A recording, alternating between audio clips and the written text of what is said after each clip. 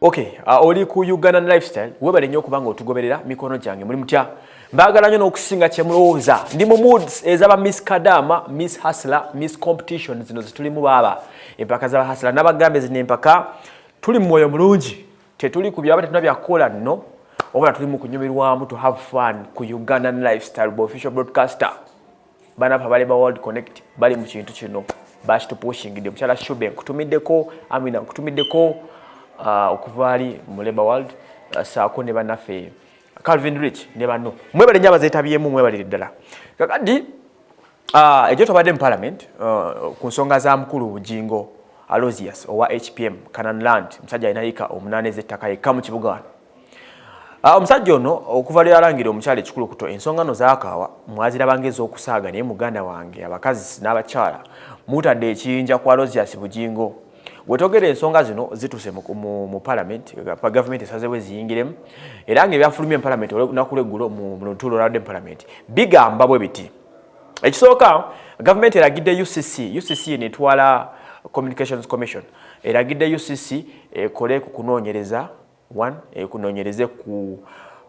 nkola Bujingo gyakolamu ebintu bye bagamba nti etteeka bagenda omuvunaanira misconduct okubeera nga ati obole bigenda ku mpewo omanye amateeka gavuna ne bigenda ku mpewo bingi mu bigenda ku mpewo muno mubaamu okuwemula okwogera ebisitaza okumala gavuma abantu so mwami Bujingo ono government emutaddeko issue eyo yisise gambe kabanoonyereze ku bigambo bye si media houses naye ye ng'omuntu kubanga muntu w'abantu abeera ku church n'abulira enjiri mukimanyi alina abantu yika munana tetukyababala nababala so omukulu ono mwami Bujingo embeera gyalimu nti ebigambo ebivaluga byakozesa kigambibwa nti si gumu seebiri ng'alabiddwako nga wanda omuliro mumanyi nti ye teyerya ntama singa abawo ekigambo ekyokwogera akikubawo takirekayo agiyita B amuyita B talina kyasazaamu so last week yavaawo n'alangira omukyala gwamaze n'emyaka 29 omukyala Teddy Naluswa ebigambo ebingi n'amulangira okutonya Nabira yavuddeyo n'agamba nti obulwadde bw'okutonya okwo ekikulukuto ekyo kyamulangira ekisooka ekikulukuto omuntu akifuna mu processing azaala naddala abakyala nti bw'oba ozaala omwana singa akuyuza wansi ne wata ne waba nga tewakyegatta obulwadde bwe buva kati bamugambye omukyala ono yazaala abaana bano obulwadde buno okubufuna yabufuna mu processing akola ki ng'azaala kitegeeza ki tiyalazaala abaana bo kitegeeza mwami Bujingo oli part kukuviirako omukyala okufuna obuki obulwadde pampa z'ogamba zewagula ennyingi wazigulanga olwakwati mukyala akuzaalira abaana kati ovayo otya n'omulangira mu bantu n'omuvuma ebigambo ebinene nawe biti so parliament mutaddeko ekiyinja era twaweddeko Father Lokodo ono atwala ebintu bya ethics empisa n'ennono ministry eyo yavudde n'agamba nti nga yisisemaze okunoonyereza they may close HPM bayinza okuggalawo HPM ministries for a while kyetwagala kibeerewo bayinza okugiggala okusa ku bigambo bye singa the worst goes to the worst oba singa mwami Bujingo ebimuteekeddwako bimusinga so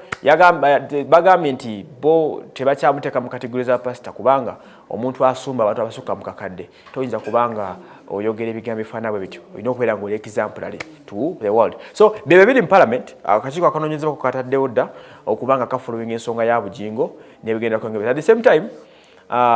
poliisi egasseeko n'okuyita bannamawulire be okuli Robert Mutebi oyo abeera mu field okuli Charles James Nkubuge kuliko n'owokusatu awo linnya ndirabiddemu katono ne bayita n'owabukedde ne bayita n'owa Record TV bagende buli omu abe statements ze ku what really happened ddala ki ekituufu ekyaliwo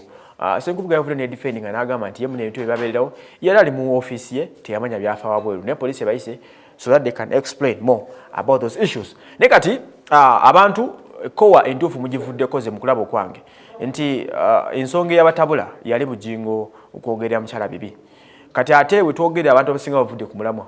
kati batandise kukola okuta Bujingo ng'omuntu there are so many people abagala kuba Bujingo bamuteeke to his knees bangi nnyo abagala okusula Bujingo direct paka wansi kati bavudde ku mulamwa gw'okubeera nga bapleadingira omukyala kati bamukuba direct one on one era nga bamukuba ina olutalo ne Bujingo mbamanyi kuliko Kabushenga amwinako olutalo yenyini Bujingo alina olutalo n'oli Serwadda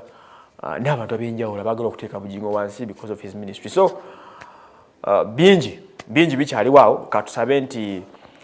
tebyemukose nnyo naye nga in a long run embeera Bujingo gy'ayitamu ayinza obutafuna buzibu kati naye ajja kugwa mpola mpola gye bugye kino kiyinza omukosaamu ne kimuyuuyamukko